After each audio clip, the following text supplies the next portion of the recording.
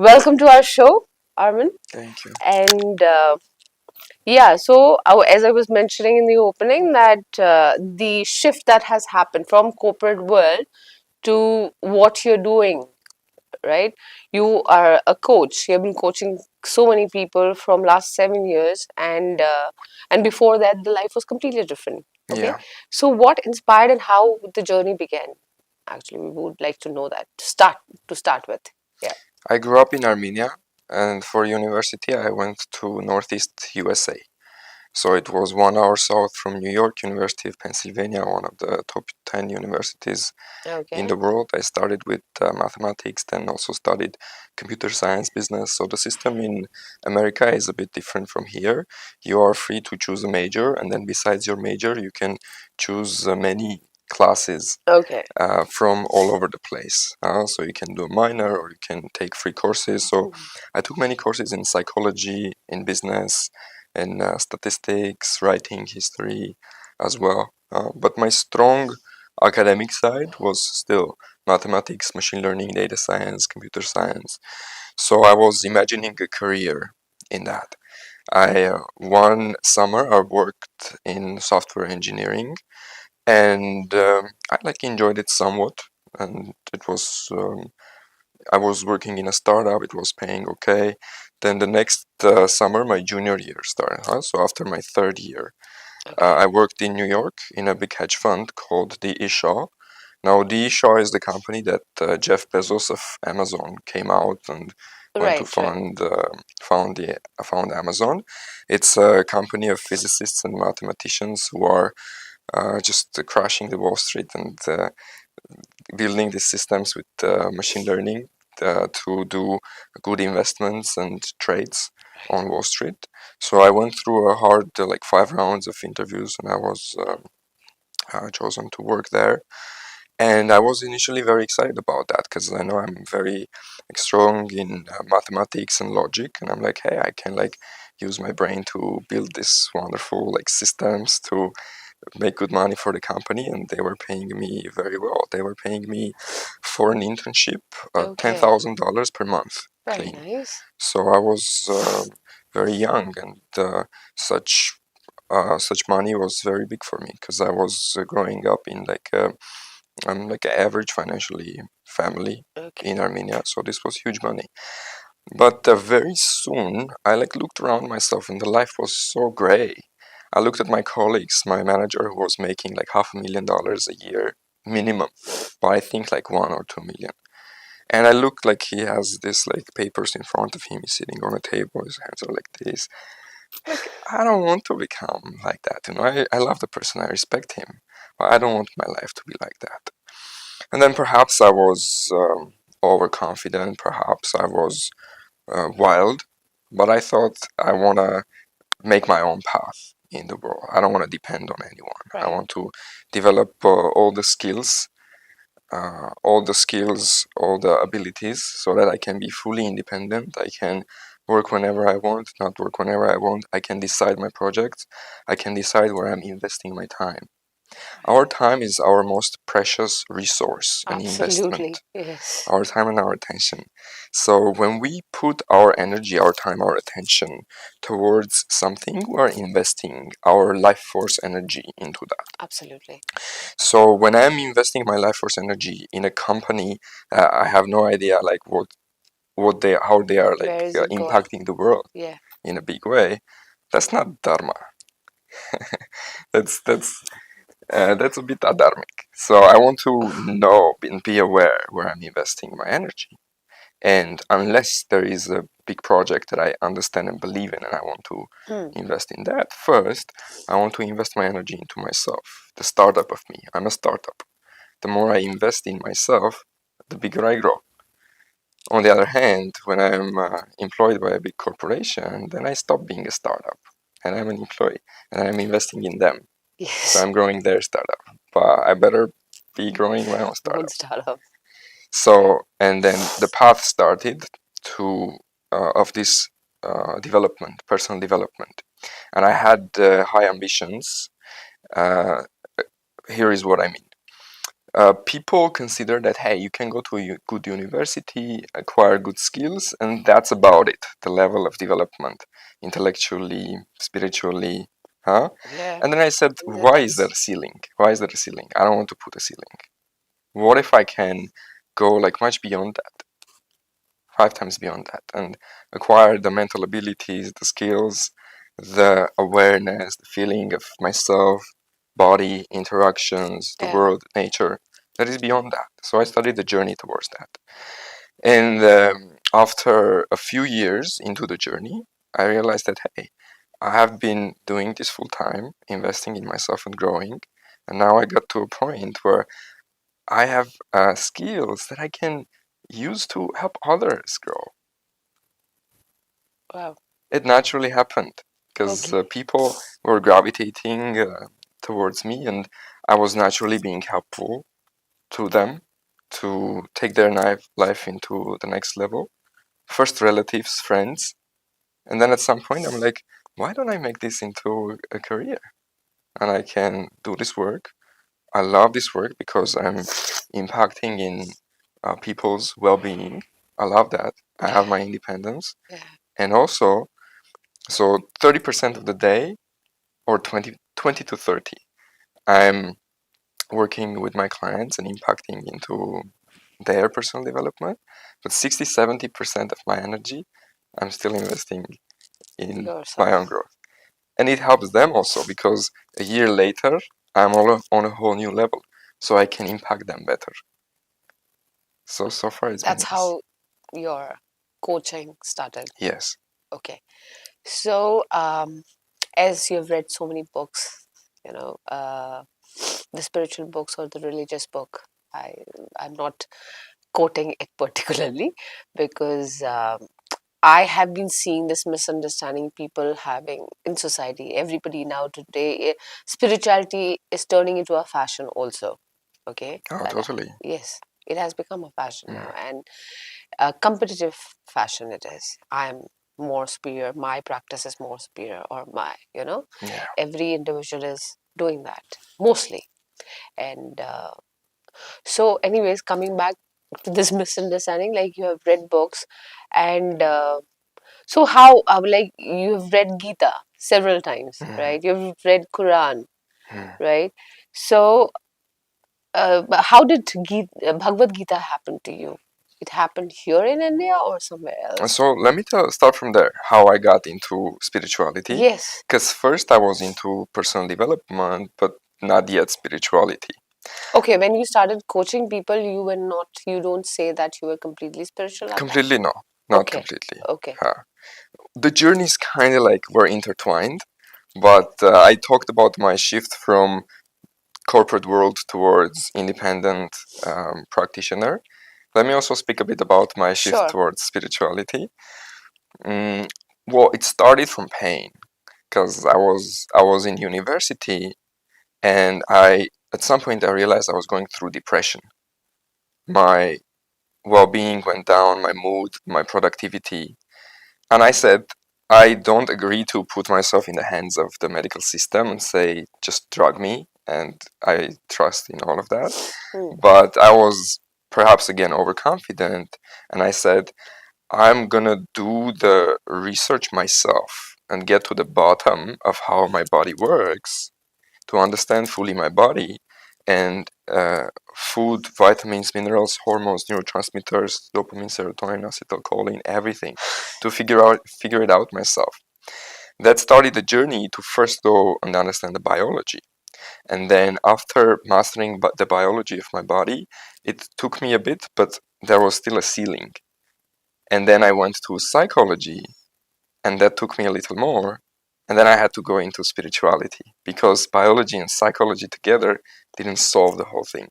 So I had to do one more step. One day I was in the peaks of my depression. I did not like the university atmosphere. It was very materialistic, just cutthroat, don't care about each other feeling. Yeah. And I was more in tune with the trees and the birds around me. So I'm walking on campus barefoot, and this woman just walks towards me and hands me a copy of Bhagavad Gita. So that was my first introduction to Bhagavad Gita. I started reading. I felt that there is something powerful in here. That said, it was a mainstream religious commentary together with the Bhagavad Gita. So that part I wasn't a fan of, but I felt that the original is powerful, and I said myself, I have to find a good original translations without commentary, just the shlokas Okay. translated into English. And then when I try to find a translation, I'm very aware that depending on the translator, you can get from point A to point B, point C, point D. So I did extensive research to find some 6, 7 authoritative translations of the Okay. Gita and read them, compare them, use a Sanskrit English dictionary also. And people, even Hindus, many Hindus don't know that the Bhagavad Gita is small. You can read it in 2 to 3 hours. The big books are extensive commentaries by modern scholars. People say you have to have a commentary because you cannot understand. It's not true. Krishna talk in a way that one can understand. If you Yes. have sufficient intellectual level, you can. Yes, sure, sometimes commentary is nice. Huh? But one can absolutely understand. Understand. Yeah. And when I read the 2 hour version, Yeah. the 2 to 3 hour original translation, it blew my mind because you can see the whole conversation between Krishna and Krishna Arjuna and in front Arjuna. of you. Because when you're reading the big book, you dive into someone's mind, a modern guru's mind, and you just dive in there. But when you are reading the 2 to 3 hour original version, Yeah. the whole thing is in front of you, so you get a good understanding of the whole thing. It blew my mind, and there I understood that this resonates very deeply with me. Okay. A couple years before that, I read a small book. It's called The Four Agreements. It's written by a native Mexican, American, traditional, like Native American author. Okay. And it is talking about finding inner freedom according to Toltec tradition, which is a non-religious native tradition of the Central America. Hmm. And so that was my first introduction to spirituality. Then Bhagavad Gita happened. And they use somewhat different words, but it is so many parallels towards each other. Then a few years later, I started reading the Quran because, first of all, to be honest, I was interested in it because of political reasons, to understand where the Islamic world is coming from. But when I read it, it also blew my mind. And I understood that there is so much misunderstanding Absolutely. and that there is no issue in the truth of Quran, but perhaps in interpretation, in extreme like interpretations, in manipulations that the people and politicians and governments might be using. There are many issues. Right. And then particularly, I would like to talk about one specific, very simple aspect that I am just amazed how after 1,500 years of Quran and Islam being on earth, and so many intellectual societies, both in West and in the East, 95% of people are not aware of this. So Allah is not a name, it's a word. In English, you have God. Right. In Hindi, you have, is it Bhagavan Bhagwan. or Ishvara? Ish Bhagwan. Bhagavan. Uh, in Armenian, it is Astvat. In Russian, it is Bog. In Arabic, it is Allah. Indian Muslims I talk to, most of them are not aware of this. They think it's a name, like It's Ganesha. not. It's yeah, I get Yeah. They think it's like the name of one god they believe in. But it is a term referring to the source, to the absolute. The second misunderstanding, now this, and the Hindus also, by the way, of course. So Hindus also think that Allah is like the name of their god. Muslim is also a word, an Arabic word, and it means to be obedient to God. Now, any good Hindu, a Bhakt, is obedient to God.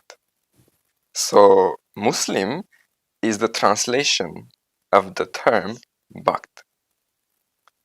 So here we see that a Hindu Bhakt and a Muslim Bhakt are both Yeah. Bhakt, both trying to serve the source, but because of the manipulations of Divide and rule. That's kind of bad people and whatever politicians, or another huge misunderstanding that now the Muslim world has towards the Hindus, they think in Sanatan Dharma it is multiple gods. It is not. It is many devas. It is not many Ishwaras. of, yeah. There is, in Sanatan Dharma, there is a single creator of the universe with the three faces, three aspects, Vishnu, Brahma, Shiv, Yeah. Mahesh. But you have one creator.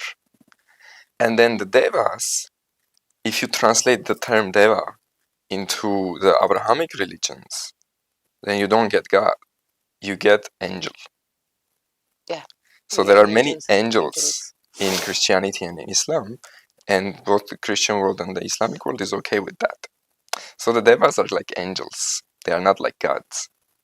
So it's not many gods, it's a single creator in Sanatana Dharma. So if, and one more thing, the misunderstanding between Christians and Muslims now. Okay. Uh, so uh, Muslims, many Christians think that Allah again is a name of another God, but the Quran is very clear about. It says Allah is the God of Moses, the God of Jesus, Yeah. and the God of Abraham. So Jesus, according to Islam, is the Isa who was promised. So according to Islam, Jesus in a way is a higher being than Muhammad, according to true Quran. Now, according to Quran, Muhammad is the last prophet, but Jesus is the Isa. There was going to be one Isa.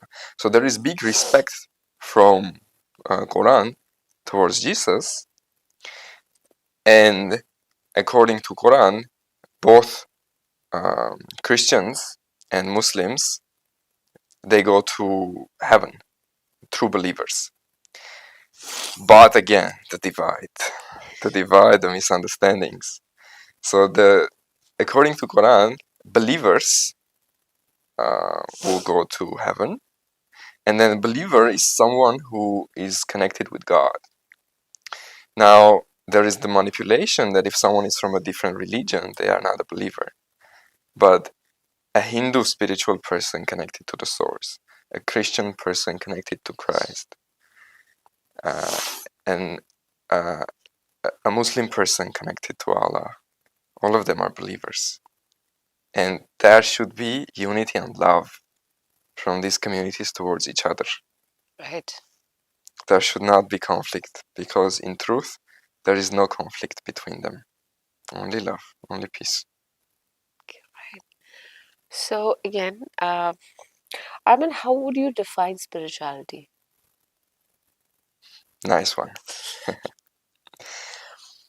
In the West, in a lot of the Western Europe and America, a human is thought to be a biological machine consisting of molecules and atoms. The world is thought to be a mechanical system that consists of atoms, and it is working just according to rules of physics in this mechanical way. That is non-spirituality.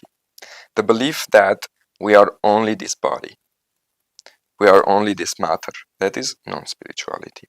Spirituality is the opposite of that. Spirituality is the awareness, the feeling, the understanding that there is something beyond. There is this Satchitananda, or consciousness, bliss, this divinely created and divine spirit that we are. That is spirituality. Okay. And Believing in that the universe is magical, that it is beautiful, that things happen for good reasons rather than just randomly. Uh, Right. Uh, According to you, that is right.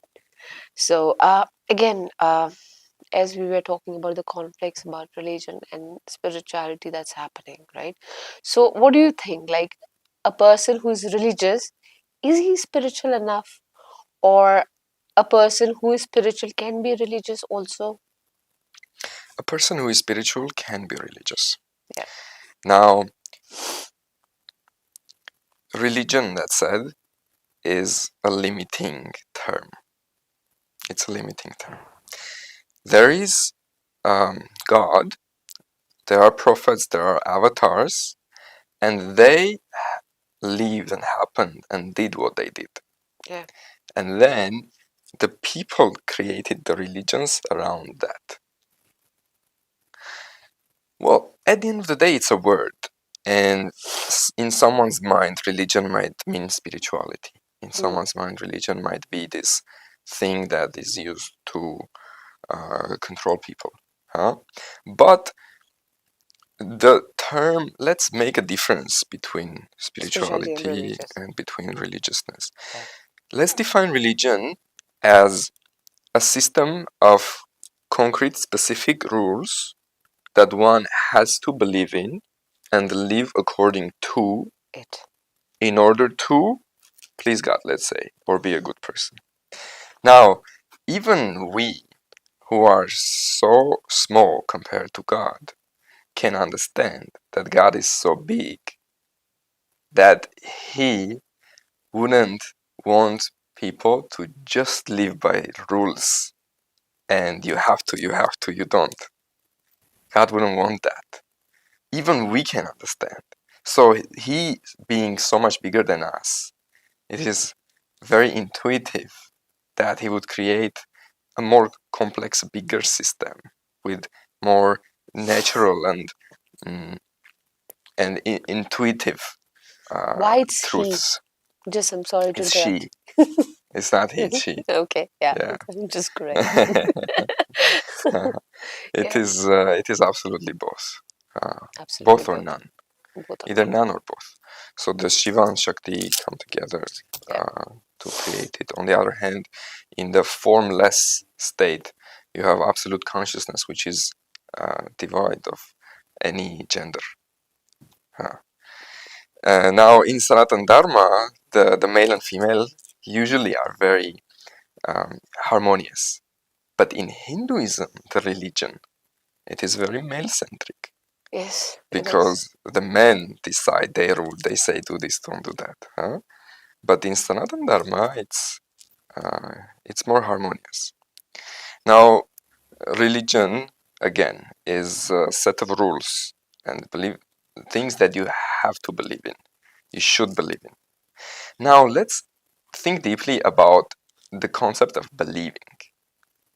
So, believing means having a certain concept in the mind and putting intention to force it to be true. I believe in this. I don't know it, but I try to believe in that. I don't think God would want that. So God would want you, I think, to get to know her or him, to feel, to have an interaction. And then what is true is true. Do I need to believe that if I drop an apple, it's not gonna fly to the ceiling? I don't need to believe that. I live that reality. I Yeah. feel that. I interact with that, and it is intuitive. If I have to believe in something blindly, that is not very respectful from the For point of us. view of God, even. Because God might be like, hey, do you understand that this person asks you to believe in this, that person asks you to believe in that, that person asks you to believe in that, and all three of them say, no, no, you just believe and you will see what happens. Now, how are you supposed to choose? Whichever one was first, you were born in a certain society and they told you first to believe and you took that conditioning, and to the Yes. later ones you say no. Is it like that? Or is it by your own ego you decide which one to put force to believe in. And then when you believe, what if it's partially right and wrong? And then you are spending your life and energy into believing this thing. What if we don't believe in anything?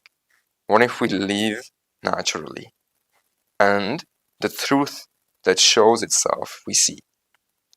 So if God manifests in an avatar out of thin air right now and talks to us, we won't need to believe in Believe that, it. right? We will just Just see it and see it. interact in it. It will be very natural. Yeah. Similarly, the books we read, the spiritual books, be it the Gita, the Bible, the Quran, what if we, instead of trying to blindly believe in that, we work with it? We live it. We live it. Right. We work with it. We work with it and see if it becomes living with it. There might be many paths towards getting the source. There might be one amazing spiritual book, might not be for me. So if I try to live that, I might be forcing things. But if I work with it, I say, hey, let me try, is it resonating or not? Hmm. And then it either becomes part of my path or it is not part of my path, and it's okay. One thing I love about Sanatana Dharma is in its own dogma, it shows that there are no dogmas. In truth, Krishna in Bhagavad Gita says, whatever form you follow, whatever path you follow, you are following the path towards the source at the end of the day. If this form, this path is the right one for you, be it. If that path is the one for you, so be it. So it is, in truth, it is openness and inclusivity. And hence, it makes it a bit sad that the current, a lot of the current directions are more exclusive and saying, no, only this is the path. Okay. So, Armen, as you're coaching many people and you've been doing that for 7 years, do you customize your sessions or your what I'm calling session therapy or whatever it is, Sessions. sessions? So you customize every individual, or like how does it work? It is absolutely customized. Absolutely Yeah, customized. every session with the same person is absolutely different, and not even to talk about other people. So what we will do depends on who they are, where they are in the certain moment, where I am now, the space between us, and this current reality that we are in. So from the truth of that moment, we will identify the most impactful work that can be done Hmm. in the particular hour to either raise awareness, figure out the blocks in the mind and resolve them, huh? Or get important understandings that we're missing, or I might give them a challenge. I might challenge them during the session and ask some questions, make it hard for them for like 10-15 minutes to try to get to a deeper point. And then throughout the week, they might work with that and analyze and then come back for another session. I usually do one session per week. Okay, per week. Yeah, so it's intensive work. Okay. And then I also have an extensive library of more than 500, some of the best books in the world, post career, business, spirituality, personal growth, mind, psychology, wellness.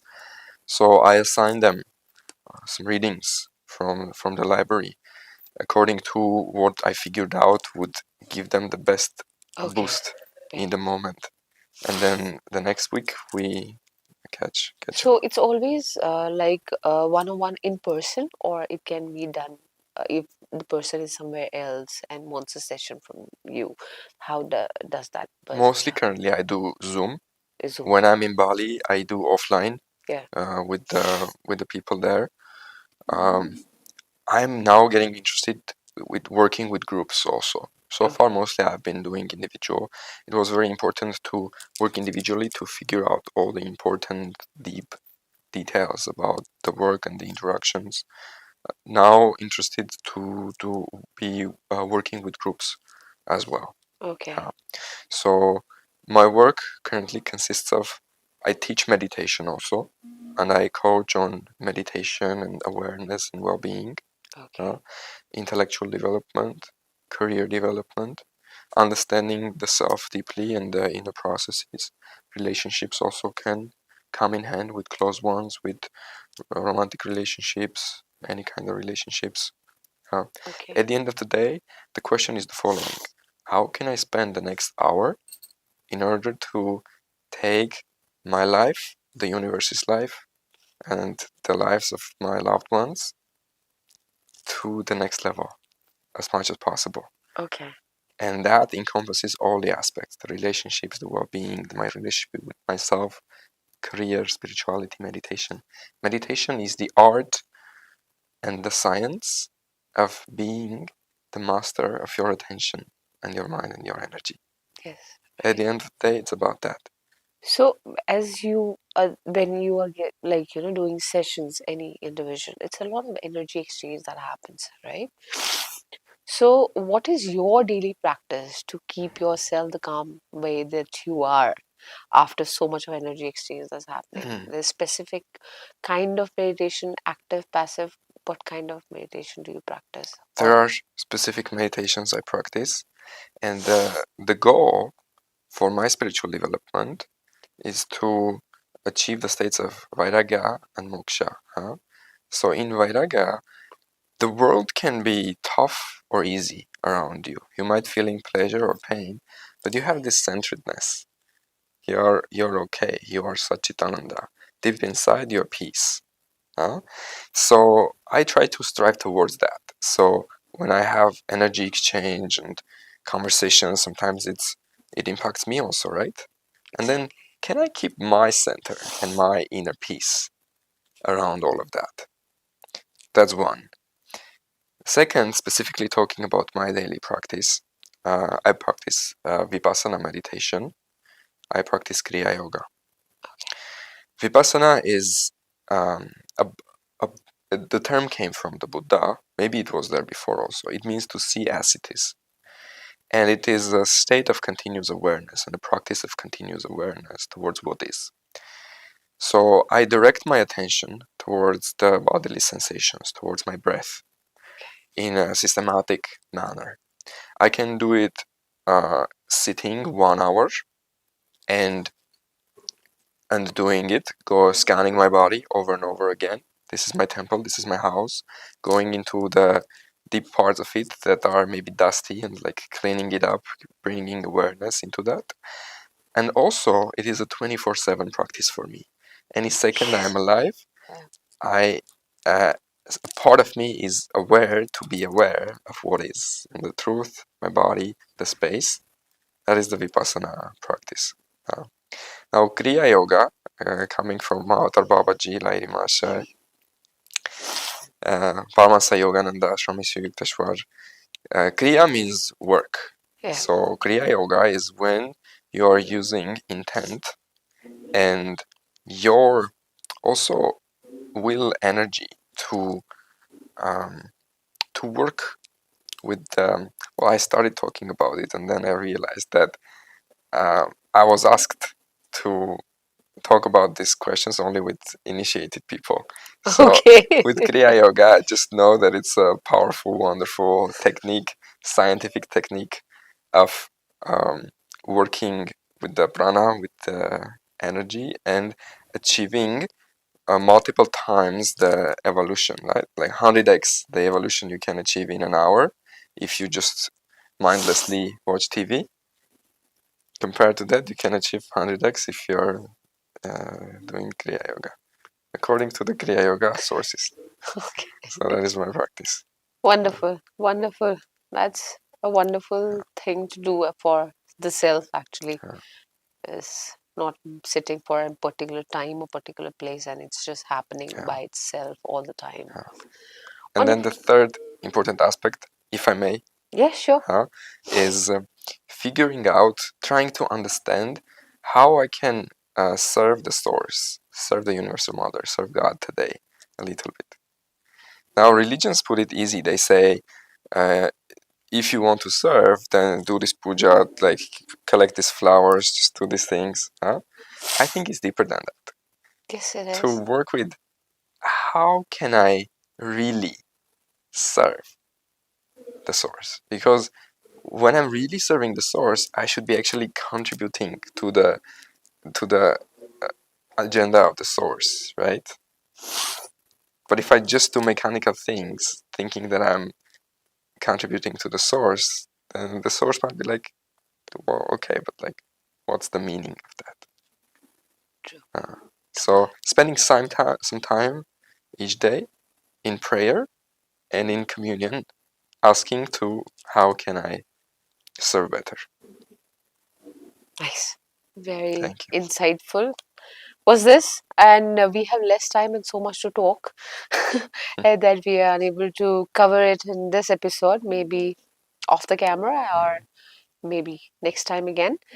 Uh, Thank you very much for giving us this opportunity of, and enlightening us with so much of knowledge and whatever the conversation we had. I truly enjoyed it, My and pleasure. I'm I sure enjoyed it as it's. well. Thank you so much Thank you so for much. making this opportunity possible.